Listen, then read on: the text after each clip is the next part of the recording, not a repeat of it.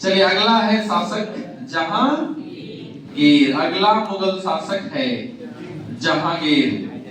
1605 से लेकर के 1627 तक रहता है कौन? जहांगीर। क्लियर है? देखिएगा इसके परिचय की अगर मैं बात करूं तो मूल नाम इसका क्या था? सलीम था। मूल नाम क्या था इसका? सलीम था। क्लियर है? इसका जो जन्म हुआ है वो 30 अगस्त 1569 को हुआ है।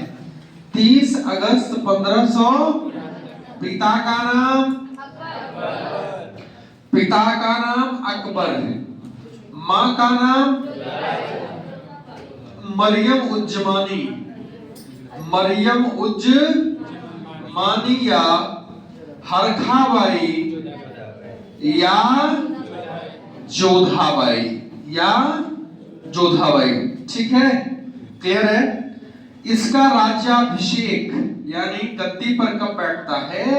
ये बैठता है 24 अक्टूबर 1605 को। कौन? जहांगीर। ठीक है? आइए हम थोड़ा इसके बारे में और जानकारी को देखते हैं। ठीक है? देखिएगा हमने कहा था आपसे कि इसका नाम क्या है? सलीम है। अकबर के 3 पुत्रों के बारे में तो हम जानते हैं, मुराद, दानियाल और सलीम। और सबसे बड़ा कौन था? सलीम था। क्लियर है? इसके 2 पुत्र और थे, हसन और हुसैन, लेकिन इनकी मृत्यु पैदा होने के 1 महीने के अंदर ही हो गई थी। इसके बाद और कोई पुत्र पैदा नहीं हुआ था इसके साथ। कब तक? 15 अगस्त 1569 तक। बड़ा चिंतित था अकबर कि 2 हमारे पुत्र हुए, दोनों की क्या हो गई? डेथ हो गई। क्लियर है? अकबर जोधाबाई से विवाह तो कर लिया था 1500 लगभग 42 में कर लिया था। सॉरी 62 में कर लिया था। अब 62 से लेकर के 69 के बीच लगभग 7 साल का गैप है। इसके कोई लड़का नहीं हुआ। ये मुइनुद्दीन चिश्ती की दरगाह पर जाता है और वहां पे मन्नत कौन मांगता है? अकबर। मन्नत मांगने के बाद फिर आता है आगरा। आगरा जब आता है तो इसको कुछ लोग सलाह देते हैं कि आगरा से ही कुछ दूर एक पहाड़ी पर एक सूफी संत रहते हैं, शेख सलीम चिश्ती। अगर आप वहां जाएंगे तो हो सकता है उनके आशीर्वाद से आपको पुत्र की प्राप्ति हो जाए। और अकबर कहां गया? सलीम के पास, सूफी संत से। जब सलीम के पास गया तो सलीम के आशीर्वाद से ही एक पुत्र पैदा हुआ और उन्हीं सूफी संत सलीम के नाम पर नाम क्या रखा उसका? सलीम। और सलीम को बड़े प्यार से अकबर शेखू बाबा बुलाता था। क्या कहता है इनको? शेखू बाबा। किसको कहता था? और सलीम क्या है? बड़ा पुत्र है। दूसरी बात क्या है? हमने आपसे कहा था कि मुराद और दानियाल, इन दोनों की मृत्यु अकबर के काल में ही हो चुकी थी, अतिशय मदिरा पान के कारण, अत्यधिक शराब पीने के कारण। बचा अगला कौन? सलीम। क्लियर है? यही होगा उत्तराधिकारी। आपको पता है कि सलीम ने अकबर के खिलाफ विद्रोह भी किया था और उस विद्रोह के दौरान इसने 1602 ईस्वी में अबुल फजल की हत्या भी करा दी थी, वीर सिंह बुंदेला नामक सरदार के हाथों से। क्या था ना? राजपूत सरदार था वो वीर सिंह बुंदेला। और हत्या के बाद अकबर इतना निराश हुआ कि कहा गया कि इसके बाद अकबर की क्या हो गई? मृत्यु ही हो गई। क्लियर है? अब देखिएगा जहांगीर का मूल नाम सलीम है। सलीम किसके नाम पर पड़ा है? सूफी संत सलीम के नाम पर पड़ा है। सलीम क्या होगा? उत्तराधिकारी। लेकिन एक ट्विस्ट और है, एक कहानी और बनती है जो आगे चल के जहांगीर को बड़ी परेशान करेगी। कहानी क्या है कि जब इधर सलीम विद्रोह कर रहा था अकबर के खिलाफ, किया था क्योंकि अकबर बड़े लंबे टाइम तक गद्दी पर रहा है, इधर सलीम का एक पुत्र था खुसरो। कौन था? खुसरो। अकबर के दिमाग में ये बात थी कि सलीम हमारा विद्रोही बेटा है, इसको शासक नहीं बनाएंगे। शासक किसको बनाएंगे? खुसरो को। ये बात जब चलेगी पता सलीम को, तो क्या उसे यह बात बर्दाश्त होगी? एक षड्यंत्र होने लगा। क्या होने लगा? षड्यंत्र होने लगा। और उस षड्यंत्र में शामिल है मान सिंह। कौन शामिल है? और दूसरा व्यक्ति है अजीज कोका। कौन है? अजीज कोका। लेकिन इन षड्यंत्र के बावजूद भी जब सलीम अकबर के पास गया क्षमा याचना की, तो अकबर अपने मरने के दिन गिन रहा था। उस समय सलीम को क्या कर दिया? माफ कर दिया। और सलीम को क्या घोषित कर दिया? उत्तरा।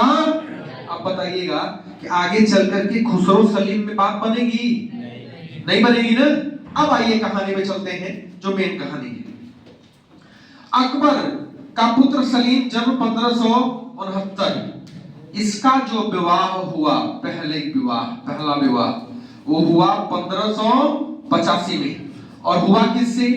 भगवान दास का नाम सुने हैं आप? आमेर के राजा भारमल की पुत्री जोधाबाई।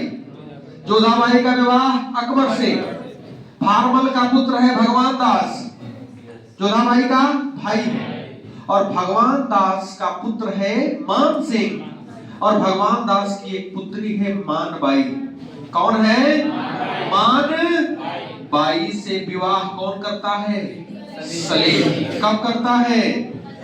1500। और इसी मानबाई का पुत्र है खुसरो। कौन पुत्र है?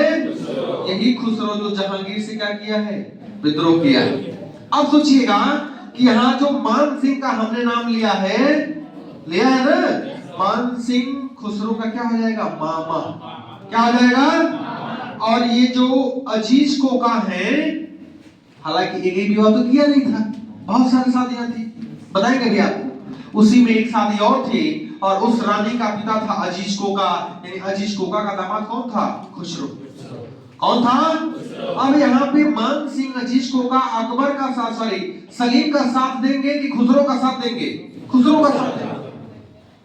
क्लियर है? तो देखिएगा, सलीम का पहला विवाह 1585 में किससे होता है? मानबाई से। और मानबाई का पुत्र खुसरो।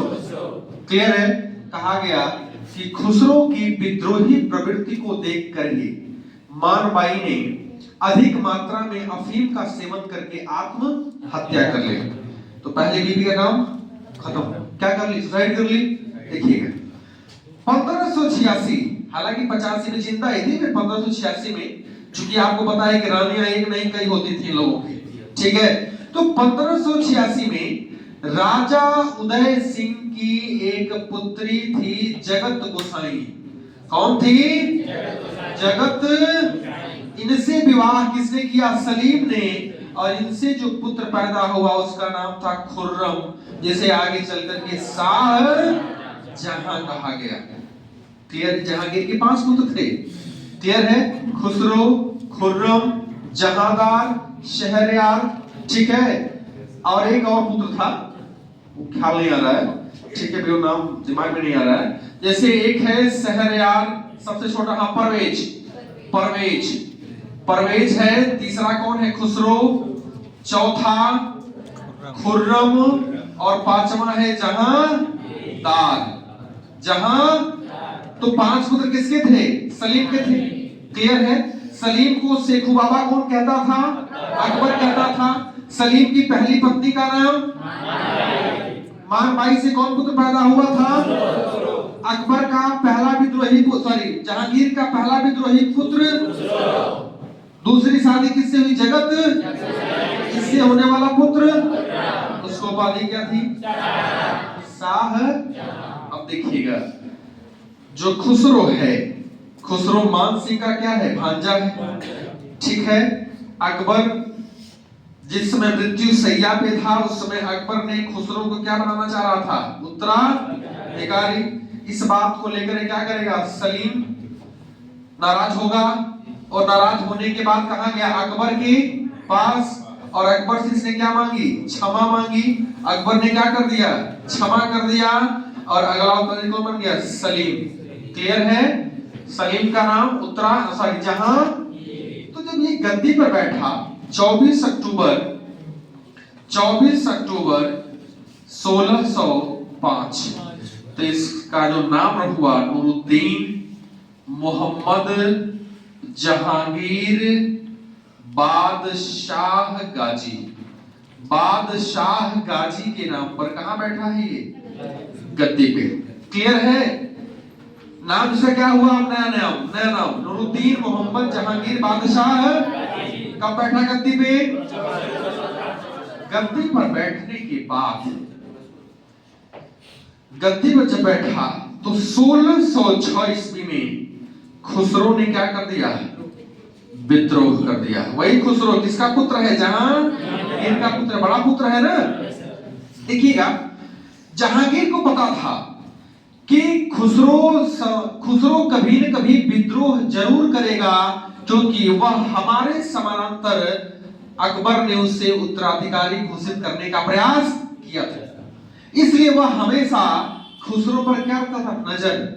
इसलिए इसे आगरा में अपने पास रखा था। किसने? जहांगीर। लेकिन इसने अप्रैल 1606 में एक बहाना बनाया, कहा कि मैं अकबर के मकबरे पर जाना चाहता हूं दर्शन करने। अकबर क्या था? बाबा था। तो जहांगीर का ठीक है, जाओ, कोई दिक्कत नहीं। और ये यहां से जाता है कहां पे? काबुल में है ना उनका मकबरा। लेकिन ये जब गया लाहौर, कहां गया? तो लाहौर का शासक था दिलावर खां। कौन था? इसी के खिलाफ इसने क्या कर दिया? खुसरो ने विद्रोह कर दिया। कहां पे? लाहौर में। और जब विद्रोह किया, और इस विद्रोह का पता किसको चला? जहांगीर को। तो जहांगीर अपनी सेना के साथ कहां पड़ रहा है? लाहौर। लेकिन सोचिएगा कि अगर ये इंडिया, अगर मैं बात करूं तो ये लाहौर है, और यहाँ पे खुसरो है, और यहाँ पे जहांगीर है। अगर ये इधर जाएगा तो हो सकता है इधर भाग जाइए, नहीं भाग जाए। कहां जाएगा ये? या तो कंधार चला जाए, या तो ईरान चला जाए। और जब कंधार ईरान जाएगा तो हो सकता है कि ईरानियों और उज्बेकों से अपना कुछ सहायता मांग ले खुसरो। तो इसके लिए चैलेंज हो जाएगा। किसके लिए? जहांगीर। पंजाब में जालंधर के निकट एक जगह था, और उस जगह पर एक युद्ध होता है। किसके बीच में? खुसरो और जहांगीर। खुसरो एवं जहां। और इस युद्ध में खुसरो क्या होता है? पराजित होता है। और खुसरो को पकड़ करके कहां पेश किया था? जहांगीर के सामने। और खुसरो को आगरा के जेल में क्या कर देता है? जहांगीर कैद करा देता है। फिर भी जब कैद कराता है तो खुसरो वहां के जेल कर्मियों से मिलकर के जहांगीर की हत्या का प्रयास, एक साजिश रचता है। कौन? खुसरो। इसने कहा कि जब जहांगीर काबुल से लाहौर आएगा, उसी समय क्या कर दिया जाएगा? इसकी हत्या। ये बात किसको चला पता? जहांगीर। और जहांगीर ने अपने मुगल सेनापति महावत खां को निर्देश किया कि जाओ, क्या करो? खुसरो खां को अंधा कर दो। क्या कर दो? और यह गया, खुसरो का क्या कर दिया? एक आंख फोड़ डाली। किसने? महावत खां। लेकिन पिता पुत्र है ना, प्रेम जग ही जाता है। एक बार जब प्रेम जगा तो उसने काबुल से एक डॉक्टर को बुलवाया, जिसका नाम था हमीद शद्र। और उस डॉक्टर ने लगभग 6 महीने के बाद इसकी आंख क्या कर दी? ठीक कर दी। किसकी? खुसरो की। ठीक है। और जब खुसरो ठीक हो गया तो अभी आपको पता है कि एक इसका और पुत्र है, जगत गोसाई से पैदा है। कौन? खुर्रम। उसको इस बात की चिंता थी कि अगला उत्तराधिकारी हमको ही बनना है, लेकिन राह में रोड़ा कौन आएगा? खुसरो। क्योंकि यही क्या है? बड़ा पुत्र है जहांगीर। खुर्रम को जहांगीर दक्षिण के अभियान पर भेजता है। और दक्षिण के अभियान पर जब भेजता है तो इस बात को खुर्रम के अंदर संदेह था कि अगर मैं कहीं दक्षिण के अभियान पर जाऊं, खासकर खानदेश, अहमदनगर, बीदर, बरार, तो हो सकता है खुसरो क्या कर दे? पिता के खिलाफ विद्रोह कर दे। और विद्रोह कर दे तो पिता को गद्दी से हटा करके अपने क्या बैठ जाए? सत्ता पे। खुर्रम ने अपने पिताजी से कहा कि अगर मैं नहीं रहूंगा तो हो सकता है खुसरो ऐसा कर सकता है, इसलिए खुसरो को आप हमारे साथ कहां भेज दीजिए? दक्षिण के अभियान पे। किसने कहा? खुर्रम ने। किससे कह रहा है? जहांगीर ने यह बात मान ली। कहा ठीक, कोई दिक्कत नहीं। और खुर्रम इसे अपने साथ ले जाता है और 1622 में खान देश की राजधानी थी बुरहानपुर, वहां उसे क्या करता है? हत्या। कौन कराता है? खुर्रम। खुसरो मर गया। खुसरो के मरने की जानकारी किसको मिली? जहांगीर को। उसने कहा इसका शव कहां ले आओ? आगरा में। और जब आगरा लाया गया तो कहा गया इसके शव को दफनाया जाएगा इलाहाबाद में। एक जगह है खुलदा, और खुलदाबाद में ही इसकी मां जो थी मानबाई, उसको भी दफनाया गया था। आत्महत्या कर ली थी ना मानबाई, और कहा कि इसको भी इनके मां के बगल में ही दफनाया जाए, और मां के बगल में भी दफनाया गया खुसरो को, और इसका नाम रखा गया खुसरो बाग। नाम क्या रखा गया? खुसरो। इलाहाबाद में जाइएगा तो सिविल लाइन से खुसरो बाग के लिए आपको बहुत टेम्पो मिल जाएंगे, ऑटो मिल जाएंगे, ठीक है। तो खुलदाबाद का नाम क्या रखा गया? खुसरो। तो खुसरो है कि खत्म? मर गया। चैलेंज खत्म। खुर्रम को उपाधि क्या दिया था इसने? शाह। क्यों दिया था?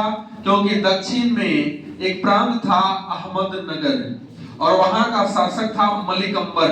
कौन था? और मलिक अंबर को किया था पराजित कौन? खुर्रम। और इसी खुशी में खुर्रम को उपाधि क्या दिया था उसने? शाह जहां। क्लियर है? गद्दी पर बैठ गया खुसरो, क्या हो गया? पतन हो गया। साम्राज्य विस्तार जहांगीर नहीं करता है, यह अपने पिता की तरह ही उदार था। लेकिन समस्या क्या है कि एक बार यह शिकार खेलने गया था, और शिकार खेलने के दौरान जब इसको थकान हुई तो एक सिपाही ने कहा कि राजा साहब थोड़ा सा एक बूंद अगर वाइन ले लेंगे आप, तो आपकी थकान क्या हो जाएगी? दूर हो जाएगी। और वहीं पे जब टेस्ट किया एक बूंद, कौन? जहांगीर। इसको लगा बड़ा अच्छी डिश है ये, बड़ा अच्छा वाइन। सोचिए थकान दूर कर दे रहा है, और इसने क्या कर लिया? इस वाइन को अपने निजी ड्रिंक में शामिल कर लिया, और उसने कहा कि मुझे एक सेर शराब और आधा सेर मांस के अलावा मुझे और कुछ नहीं चाहिए।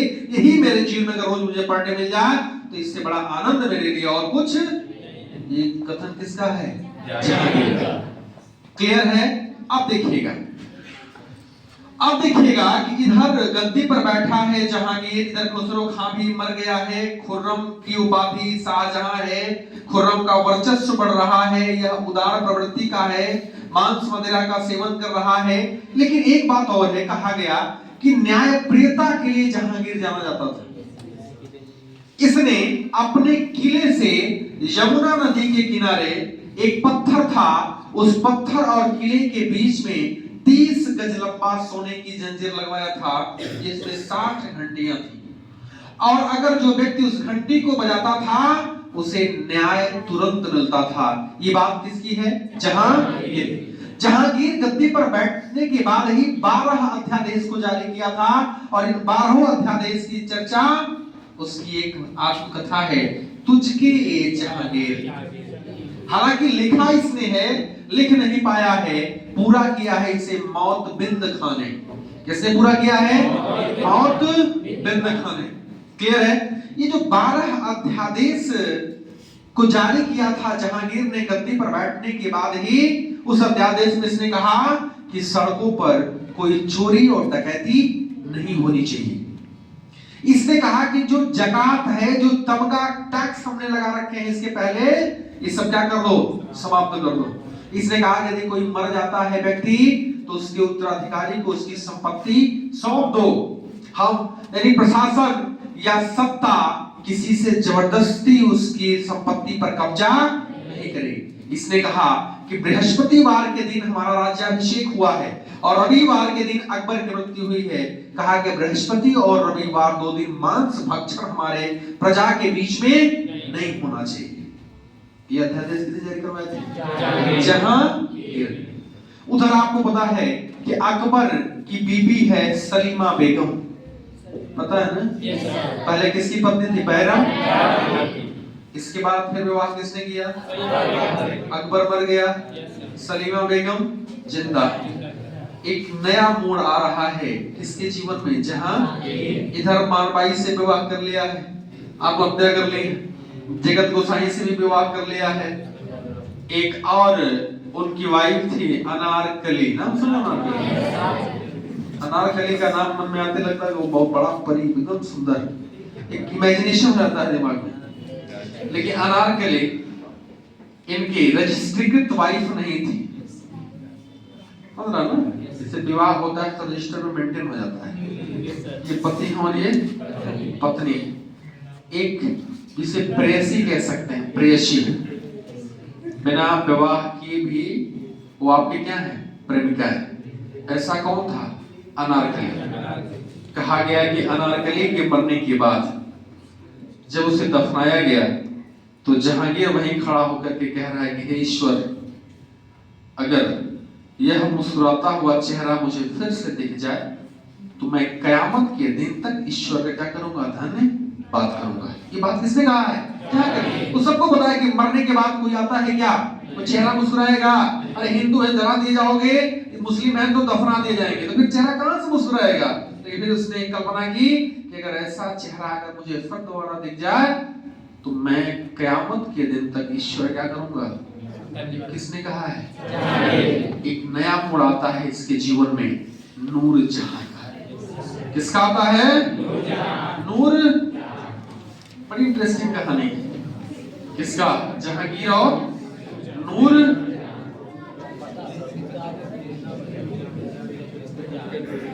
ये बात आपको समझ में आ रही है?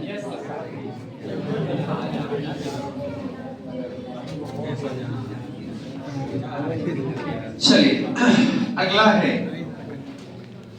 जहांगीर और नूर जहां। नूर जहां, देखिएगा, नूर जहां का नाम था मेहरुनिशा। क्या नाम था? मेहरुनिशा। क्लियर है? मेहरुनिशा के पिता का नाम था गियास बेग। क्या नाम था? और इनकी मां का नाम था अशमत बेगम। अशमत बेगम। मेहरुनिशा के भाई का नाम था आसफ खान। क्या नाम था? देखिएगा, गियास बेग और उनकी वाइफ अशमत बेगम, ये सब थे ईरानी। कौन थे? लेकिन ईरान में अराजकता फैलने के बाद ये लोग ईरान से कहां मुंह किए? भारत की ओर। और जब भारत की ओर मुंह किए तो कंधार बीच में पड़ेगा, और कंधार में यानी 1577 ईस्वी में एक पुत्री पैदा होती है। कौन? मेहरुनिशा। क्लियर है?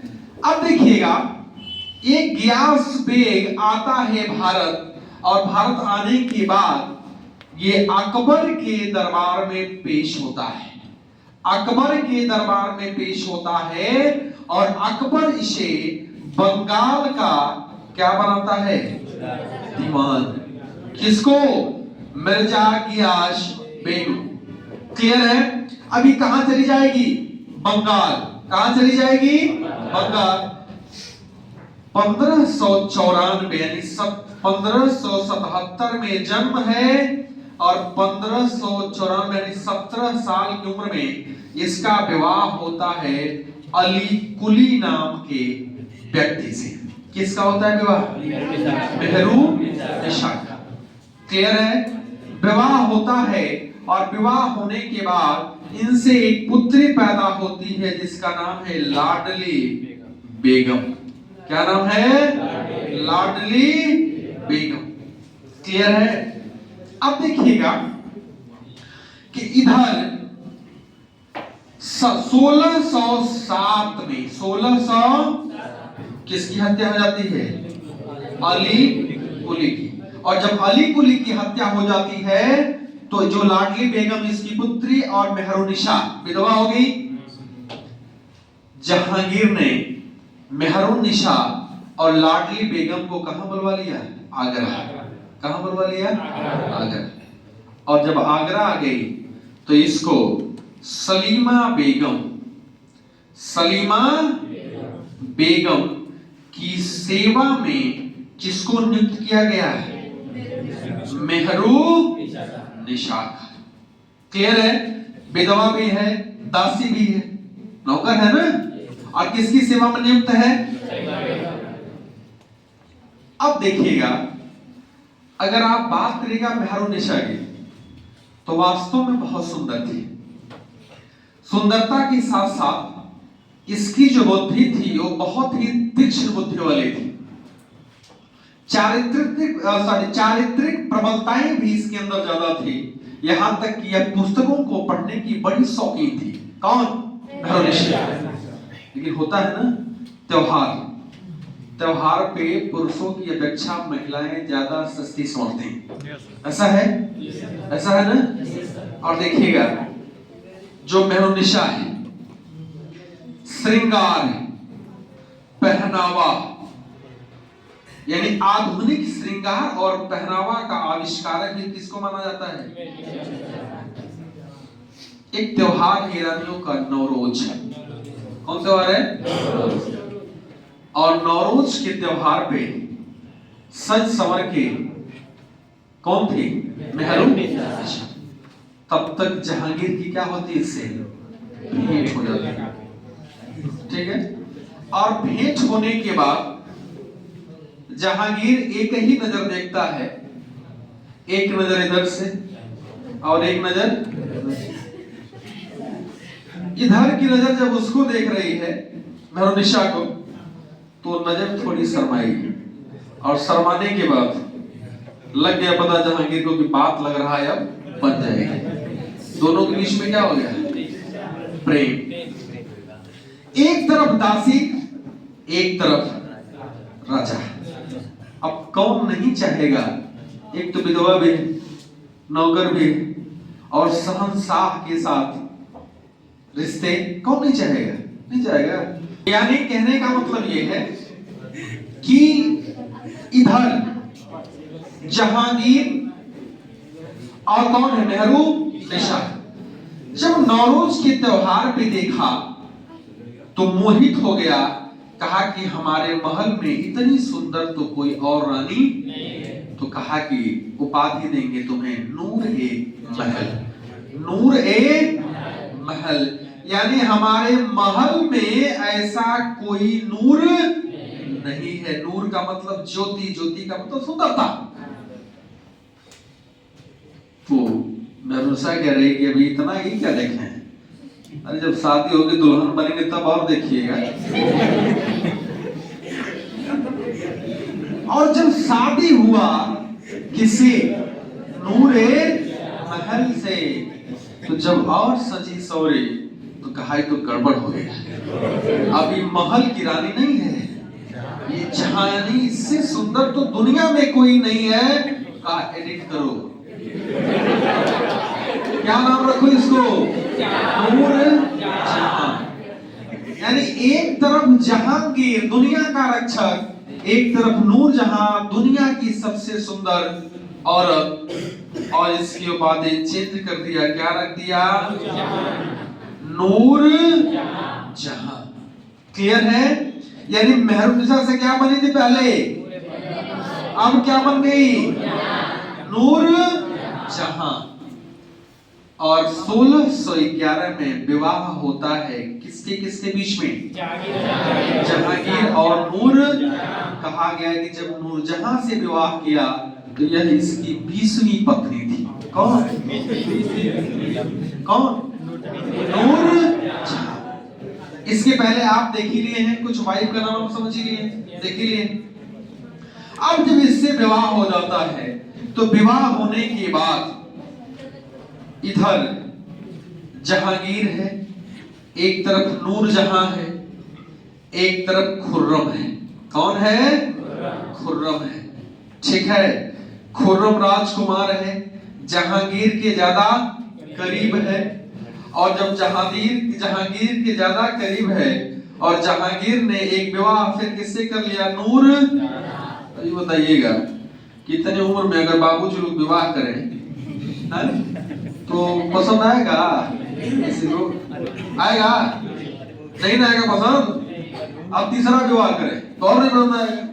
इसलिए यही है कि जहांगीर विवाह कर लिया किससे? नूर जहां से। यह बात खुर्रम को पसंद आएगा? नूरजहां कहेगी कि सुंदर तो मैं हूं, इस बुढ़ऊ से तो विवाह हो ही गया, अब इनसे विवाह तो संभव है नहीं, लड़की नहीं ना। अब क्या होगा, कुछ तो चाल चलना पड़ेगा, क्योंकि इनको तो हम अपने अंडर में कर लिए हैं, ये अभी हमारे अंडर में नहीं। तो उसने कहा कि एक और व्यवस्था है। क्या व्यवस्था है? इसका भाई है आसफ, ठीक है, इसी की पुत्री है मुमताज बेगम, मुमताज और जुबंद बानो वही नाम है। कहा कि अगला पासा फेंकूंगी किस पे? खुर्रम पे।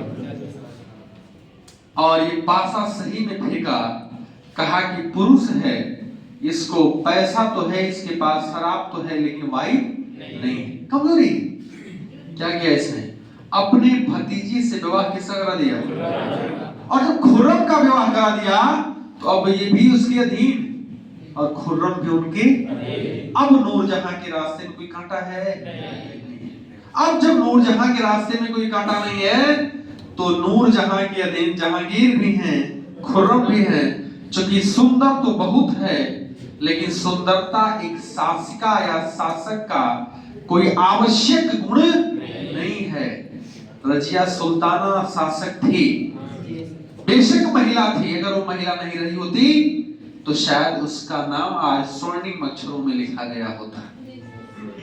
बहुत सारी महिलाएं हैं, झांसी की रानी लक्ष्मी बाई, इंदिरा गांधी, सत्ता को चलाया बड़े अच्छे से, लेकिन नूरजहां इतनी सुंदर है और सुंदरता के आधार पर जहांगीर को मोह रखा है और ये सोच रही कि अब सत्ता कौन चलाएगा? नूर।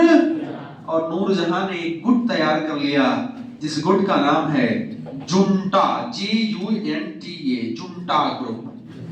जुंटा, ये जुंटा मत समझिएगा, इसमें कौन कौन शामिल है? नूरजहां, क्लियर है? इसका पिता कौन है? गियास बेग। इसकी मां कौन है? अशमत बेगम। ये अगला कौन शामिल हो गया? खुर्रम। नहीं शामिल हो जाएगा? ये गुट बन गया और कहा गया कि अब नूरजहां जहांगीर के पीछे से शासन में क्या करने लगी? हस्तक्षेप करने लगी।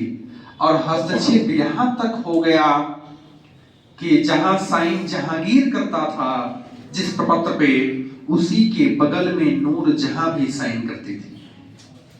समझ रहा ना? किसकी हैसियत बढ़ गई? नूरजहां की।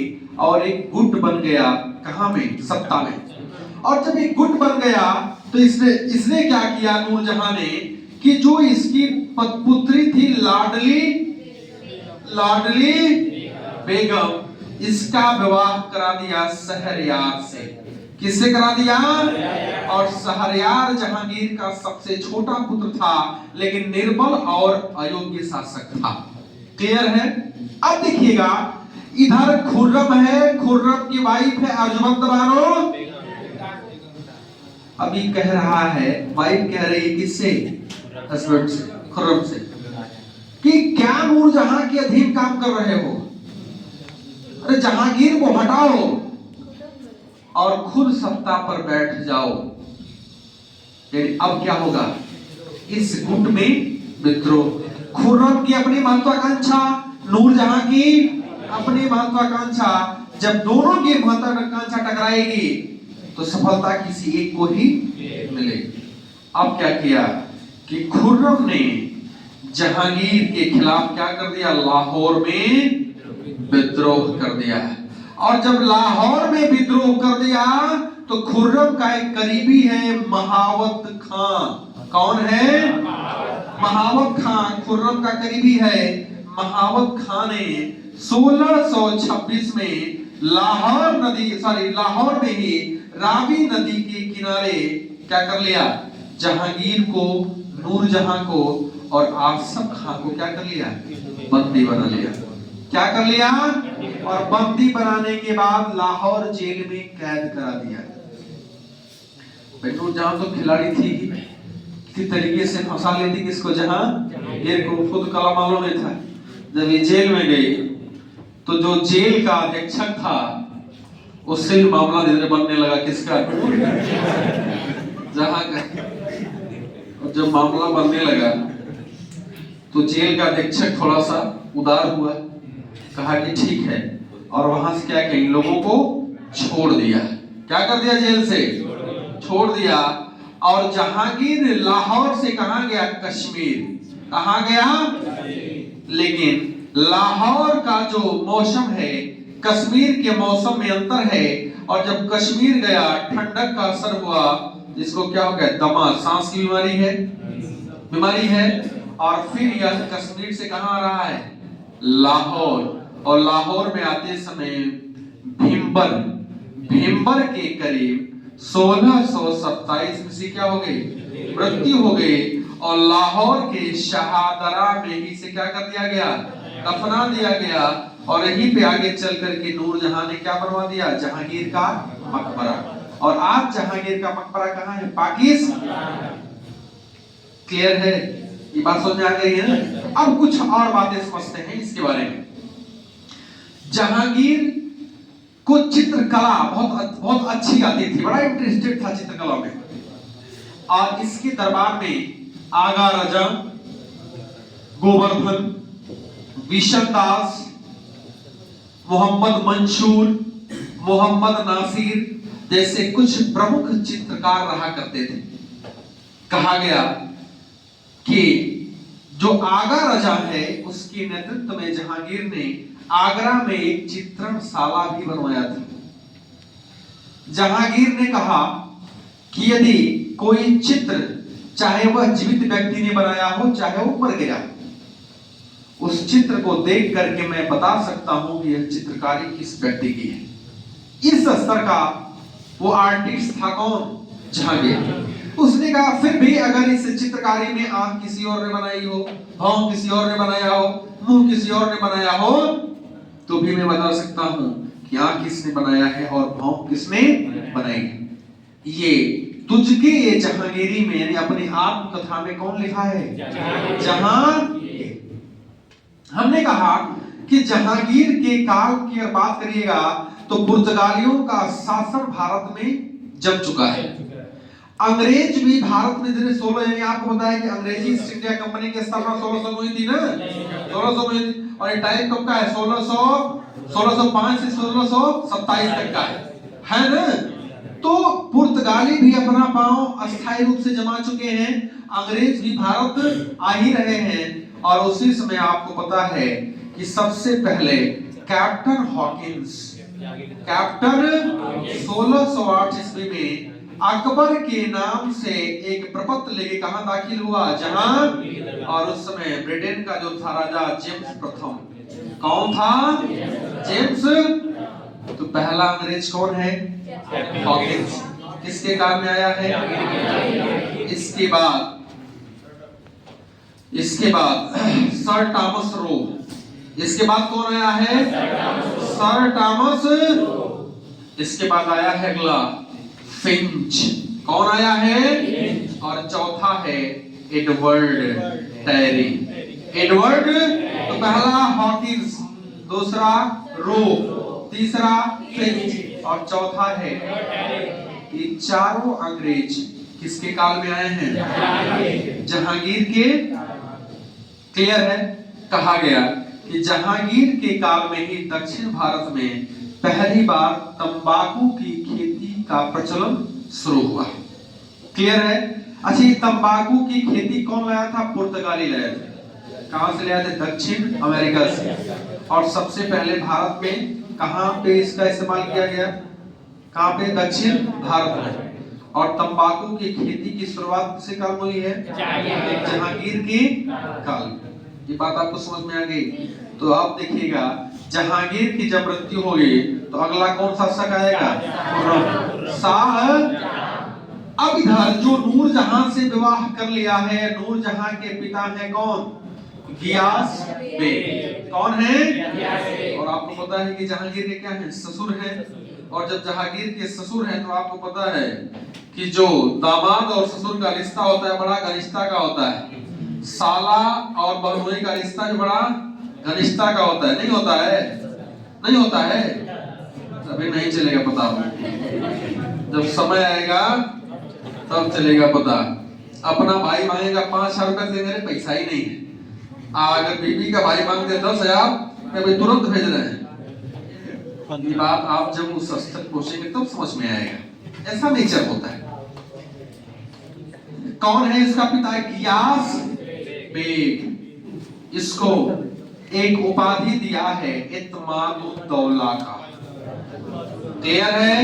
किसने दिया है? जहां इत्मादुद्दौला ईरानी परंपरा का सबसे बड़ा उपाधि है, इत्मादुद्दौला का। क्लियर है? नूरजहां की मां कौन है? अशमत। इसे गुलाब से इत्र निकालने की विधि किसने खोजी थी? अशमत। आजकल जो इत्र हम लोग लगाते हैं, नहीं लगाते हैं, परफ्यूम 100, 200, 300 मिल जाता है ना, लेकिन उसमें सुगंध जो होती है वो सुगंध नेचुरल कम आर्टिफिशियल ज्यादा होती है ना। लेकिन जो गुलाब से इत्र बनता है, जो अरेबियन इत्र होता है, वो बड़े महंगे आते हैं, 2000, 2500 के इत्र आते हैं। कपड़े के लिए आप 4 बार धुल देंगे तो भी उसकी महक जाने वाली नहीं। उसी गुलाब से इत्र को किसने खोजा था? अशमत बेगम ने। और यह विधि किसको सिखा दी थी? नूरजहां को भी किसने सिखाया था? यह उपाधि किसको मिली थी? गियास। 1622 में इसकी क्या हो जाती है? और इसका मकबरा है आगरा में। कहां है? और किसने बनवाया है? नूरजहां ने। और यह जो मकबरा है वह बेदाग संगमरमर का बना हुआ है। इसका मतलब कि ताजमहल भी बना था। ताजमहल शाहजहां बनवाएगा, उसके पहले ही संगमरमर क्या बन चुका है? मकबरा किसका है? गियास बेग का। कहां है? आगरा में। लिखा गया कि ताजमहल का अग्रगामी है कौन? इत्मादुद्दौले का मकबरा। किसने बनवाया है? नूरजहां ने। जहांगीर का मकबरा कहां है? लाहौर में। किसने बनवाया है? नूरजहां के पिता का नाम, माता का नाम, गुलाब से इत्र निकालने की विधि अशमत बेगम। क्लियर है? ये बात सुन आ गई? लिख लीजिए।